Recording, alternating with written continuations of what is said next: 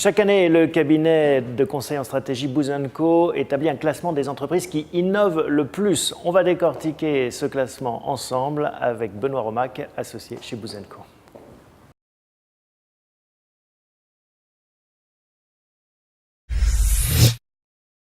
Benoît Romac, bonjour. Bonjour. Merci de nous recevoir ici dans vos bureaux, flambant neufs, ils viennent d'être refaits. Absolument. Vous êtes associé chez Booz & Co, un cabinet de conseil en stratégie, donc vous conseillez les plus grands groupes de ce pays et puis au-delà dans le monde. Chaque année, depuis maintenant 7 ans, nous réalisons une étude afin de comprendre les grandes tendances dans l'innovation à travers un panel de 1000 entreprises qui disposent des budgets de R&D les plus importants à travers le monde et donc qui permettent de constituer un panel représentatif des grandes tendances dans l'innovation, tous secteurs et géographies confondus. Alors vous appelez ça innovation et pas R&D, pourtant le critère c'est la R&D. Est-ce que c'est la même chose ? Alors effectivement, on intègre les deux concepts, l'objectif étant d'appuyer l'étude à travers des données quantitatives, donc le critère quantitatif étant les budgets de R&D qui sont dépensés par ces entreprises. Si on commence par ces critères quantitatifs, quels sont les enseignements ? Alors les enseignements très généraux sont assez positifs pour l'innovation de manière générale dans le monde, à savoir que les dépenses de R&D à travers ce panel des mises entreprises ont augmenté de près de 10% entre 2010 et 2011, alors que dans les années précédentes, on avait noté un certain plafonnement de ces dépenses, voire même une légère chute en 2009 par rapport à 2008. Donc globalement, une augmentation des dépenses de R&D assez importante à noter entre 2010 et 2011. Donc ces dépenses sont passées de 550 milliards en 2010 à plus de 600 milliards en 2011. Lorsqu'on décline ces tendances en termes de secteurs industriels, donc on constate que les trois secteurs les plus représentés dans ce panel donc restent l'informatique et l'électronique, qui représentent près de 28% des dépenses. La santé représente également un secteur important, 21%, et l'automobile, 16%. Et les autres secteurs donc, sont plus fragmentés. Les niveaux de croissance sont extrêmement différents d'un secteur à l'autre.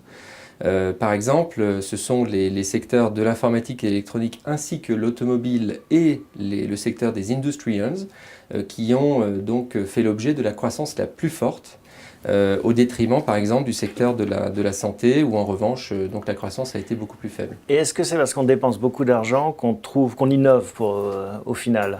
En fait, c'est un enseignement récurrent que l'on observe à travers cette étude, à savoir qu'il n'y a pas de corrélation directe entre le volume de dépenses de R&D et la performance d'innovation d'une part, ainsi que la performance économique d'autre part. Ça veut dire que ce qui est important pour les entreprises, c'est de bien dépenser, d'avoir des dépenses de R&D qui soient cohérentes et focalisées sur les secteurs dans lesquels les entreprises ont ce qu'on appelle un right to win. La ligne directrice de la proposition du cabinet Booz & Company, on l'appelle Capabilities Driven Strategy. L'objectif étant d'aider les entreprises à s'appuyer sur les compétences différenciantes dont elles disposent aujourd'hui pour réussir à mieux se développer, croître et donc c'est ça, c'est dans ces compétences différenciantes qu'il faut continuer à investir sans cesse pour continuer à innover et garder une longueur d'avance ? Absolument, absolument. Donc c'est important de vraiment se concentrer les volumes, les dépenses de R&D sur les secteurs où on a effectivement une chance de gagner. Ce qu'on constate parmi les entreprises qui sont les plus performantes et qui s'estiment les plus performantes en termes d'innovation, il y a un point qui est très récurrent, notamment sur la capacité de génération d'idées, c'est que autant durant les années précédentes, il y a eu des effets de mode, le fait de mieux leverager les social media, le fait par exemple de faire de l'externalisation ouverte, le crowdsourcing, donc des approches basées notamment sur les nouvelles technologies. On constate que parmi ces entreprises donc, qui s'estiment très innovantes, elles mettent au contraire maintenant de plus en plus l'accent sur des techniques, des méthodes plus traditionnelles. Comme par exemple ? Comme l'écoute, l'observation du client, tout simplement. Les entreprises françaises sont relativement frugales en termes d'innovation. Lorsqu'on observe l'ensemble du panel des mises entreprises dans le monde, il n'y a pas beaucoup de Français dans le top 20. Alors, il y en a très peu. Il y en a qu'un, je crois, c'est Sanofi. Alors, il y a Sanofi qui est effectivement dans le top 20. Et ensuite, la deuxième est Alcatel en termes de volume de dépenses de R&D. Et ensuite, on passe tout de suite à la 40e place avec donc les constructeurs automobiles français. Sur l'ensemble du panel des 1000 entreprises consultées dans le monde, les budgets de R&D représentaient globalement 3,4% du chiffre d'affaires. Sur l'ensemble des entreprises françaises qui font partie de ce panel, on est à 2,4%.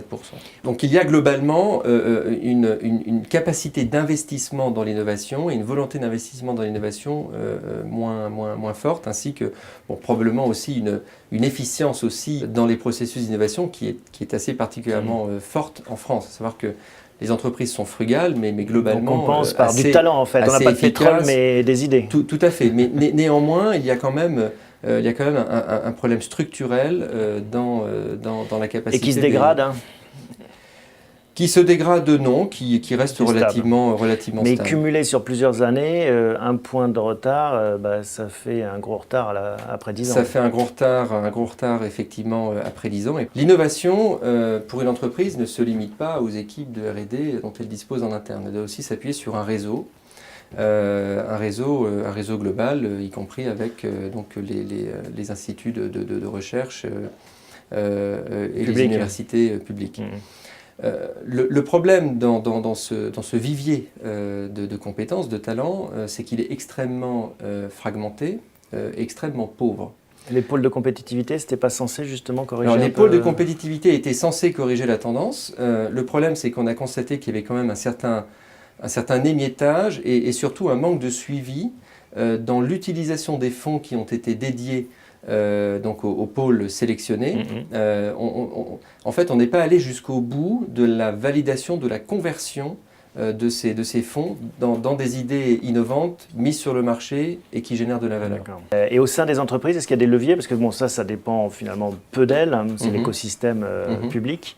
Est-ce qu'elles ont des leviers en interne?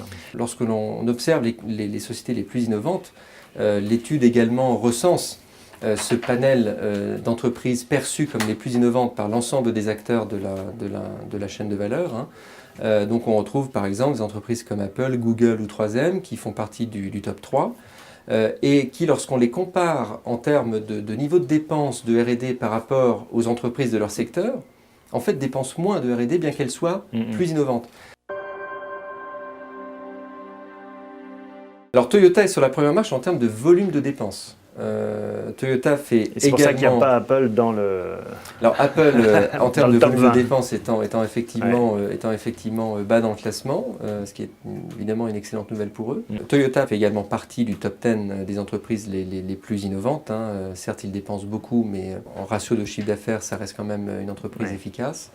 Et puis surtout une entreprise qui est quand même très différenciée en termes de capacité d'innovation par rapport aux entreprises de son marché. Les automobiles effectivement représentent des technologies relativement matures, mais on constate tout de même des évolutions très importantes sur l'ensemble des composants d'une voiture, pas seulement sur le powertrain, donc au niveau de l'efficience énergétique, mais également dans les fonctionnalités. Le contenu électronique des automobiles augmente très très fortement. Et puis également dans l'innovation industrielle, avec des processus de plus en plus efficaces pour produire moins cher. Voir l'innovation des business models avec la colocation, voir l'innovation des business models, la location. Tout à fait, absolument. Ok, écoutez, merci Benoît Romac. On voit que en fait, ce classement a sans doute de beaux jours devant lui parce que l'innovation n'a pas de limite. Absolument, merci à vous. Merci beaucoup, à bientôt. À bientôt.